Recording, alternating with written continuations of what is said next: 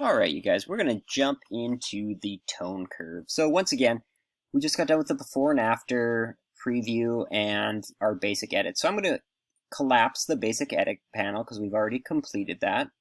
And I'm going to go down and open the tone curve. So for those of you that have taken a Photoshop class or those that have taken a Photoshop class with me, this might look familiar to you. We do a lot of curve adjustments in Photoshop. And this is a way to use curves to adjust tone. So you might be questioning, well, why do I have to do this if I just did it up here? The answer is, you actually don't have to. I just want to expose you to all of these tools, and then you decide which ones you want to use, which ones you find useful, and which ones you don't find useful.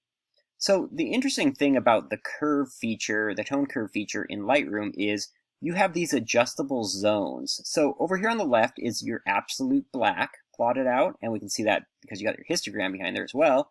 And up here in the top right is your absolute white. So this is your whites, your highlights, your midtones, your shadows, and your blacks. So we can expand where that information is or compress it down. I find that this is really kind of confusing, and it's not something that I use a lot, is the tone curve. The other thing that you can do in this is use this bullseye tool. This is a tool that we're going to be using a bunch in different panels, where if you select it, you can float in the image, and wherever your cursor is, it's going to show you on that curve where that information lives. So if I go to the shadow of this tree, it's way down at the bottom. Where if I go to the highlight in these clouds, it's way up top. So we can click and drag this curve by using this bullseye tool. You also can click and drag in the actual curve. So this is called using a linear curve, and that's how it's set on by default. You can also just go and hit these presets, right? Medium contrast, strong contrast. I don't think that's super useful either. I'm going to go back to linear, and I'm going to show you one more thing.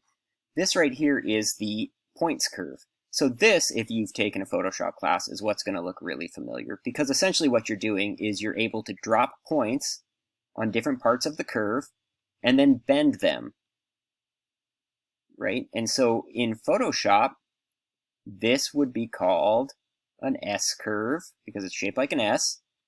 This would, which increases contrast. This would be, oh, sorry, getting a little, let's delete that point.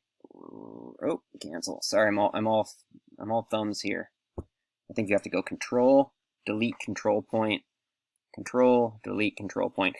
That would be a backwards S curve, which decreases contrast. I'm going to delete this one. So to delete points, you just hit Control, Delete, Control Point. We could go C curve. What a C curve does is it increases contrast in the midtones and leaves the highlights and shadows alone, and decreases contrast in the midtones and leaves the shadows alone. So how I would use this if I wanted to would be, I think I would still use the bullseye tool. So let's actually delete this point. So Control click, delete point. I'm going to grab the bullseye tool, and then I'm going to float out into the highlights, and I'm going to bring the highlights up a little bit. I'm going to click into the shadows, maybe bring them down a little bit, maybe not that much, and say that that's good right there. So what I did is I made a C curve.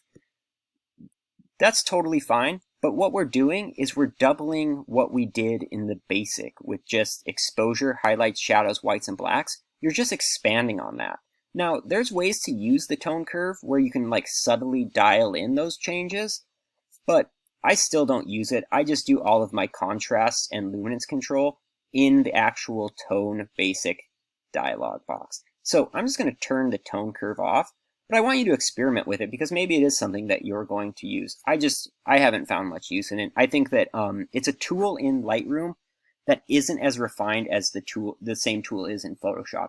I do everything with curves in Photoshop because it's a really refined way of making edits, and in Lightroom it's kind of clunky. I prefer to do it just with sliders. So, but give it a try. So I'm just going to turn off my edit by clicking that box and hide the tone curve.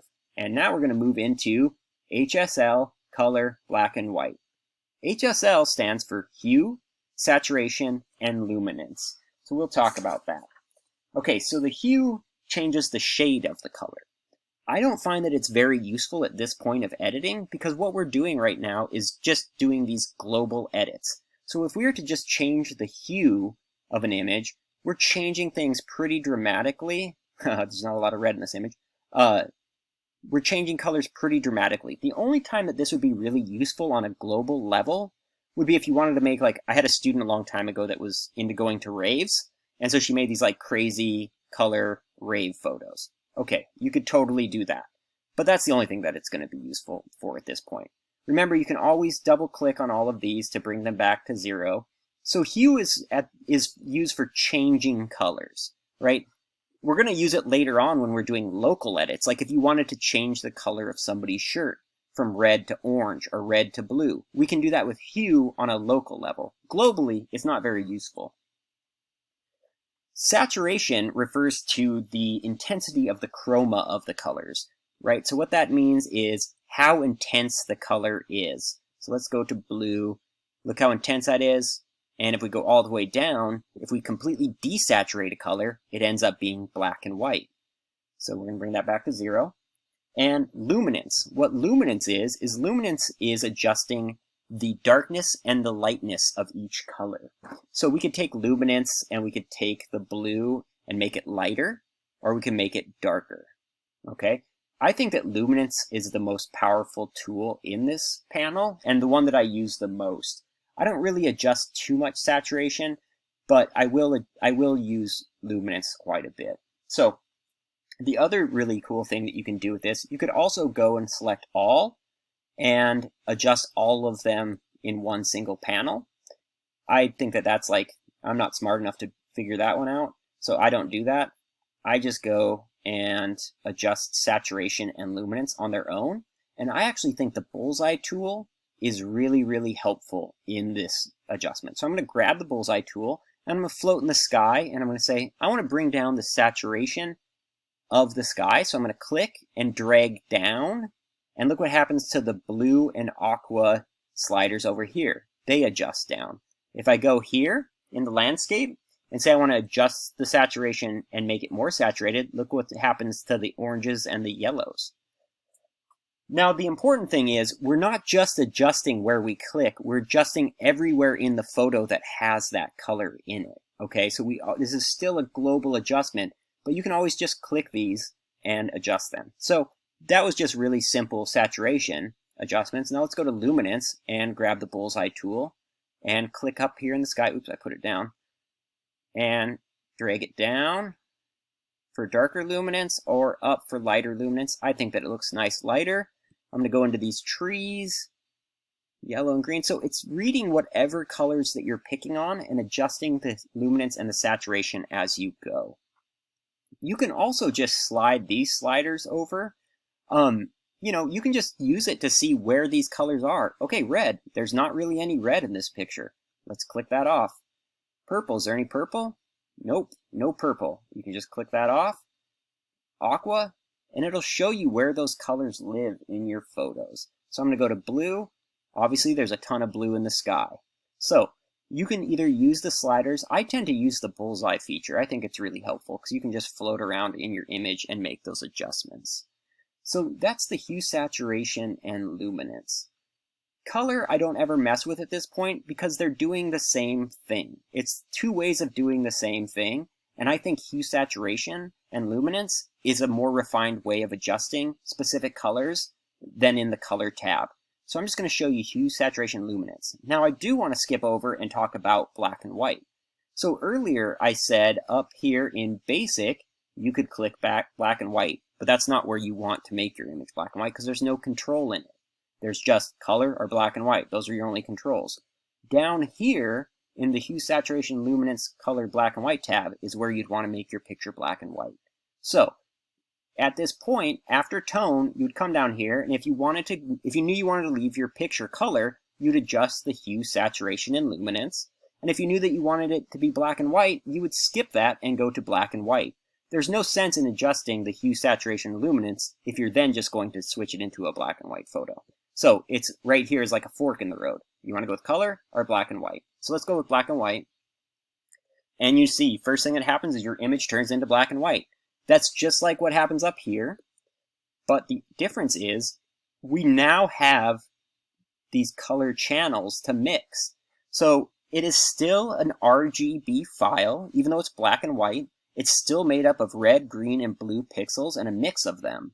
And if you've ever taken a darkroom photography class, so in the darkroom, my students use black and white film and black and white photo paper, but they use filtration. And filtration in the darkroom is these transparent little gels that go into the enlarger and filters the light through a color, right? So it's these little like transparent discs that slide between the light and the negative, and that color either increases or decreases contrast. So we're doing the same thing with these sliders, is we can adjust contrast by mixing the colors in a really refined way, one that we wouldn't be able to do up here if we just click black and white. So each one of these colors is adjusting contrasts in local areas. So I'm just going to go through and I'm going to adjust this how I like it. I said that like I was all sassy about it. All right, I think that looks pretty good. I might actually even use this. So somebody like, Ansel Adams was a really famous photographer, and he always used black and white film, but he used a red filter over his photos, or over his lenses when he took the photos. And what that did was it created these like really dramatic skies. So he was using filtration just like we're using filtration right here. Let's go to another photo and make it black and white really quick. Let's go to this photo of, here's me with my flash down on the bottom. I would probably crop that one out. But we're going to go straight to black and white. And I'm going to just show you how dramatic we could probably make this photo in a black and white. So I'm going to pump up the red and oranges, the yellows. Let's see what the greens do. Yeah, let's make those darker. And I'm just doing this based on my preference, what I want the picture to look like. Right, so there's like an Ansel Adams, like get the blue out of there, so that you have a really dark, dramatic sky. Look how dramatic that sky is. It looks a little fake, but, fake is all right. All right, so right there, right? Let's go before and after on this one. Before, after. That's pretty dramatic right there. But let's go back to our image that we were working on with the tree. So that's how you would make your images black and white in Lightroom. If I wanted to preview this image before this adjustment, remember I can turn this on and off. Oh, that's weird. It's just showing me on and off of this, not black and white. If I wanted to see black and white and color, I'd have to click back to hue saturation. So with it on color, let's go before and after. After, and this is before. Look how much this photo has changed, right? And I thought that this photo was pretty good right out of the camera, but look how much we're getting out of it. And if I go to black and white, right, before, after, a lot more dramatic. So I think that the hue saturation and luminance adjustments, while I don't usually mess with hue at all until we get to local edits, and saturation I do very limited, luminance I think is really powerful, and I think the black and white mixing of the channels is really powerful. So that is the hue, saturation, luminance, color, and black and white panel. Let's keep going.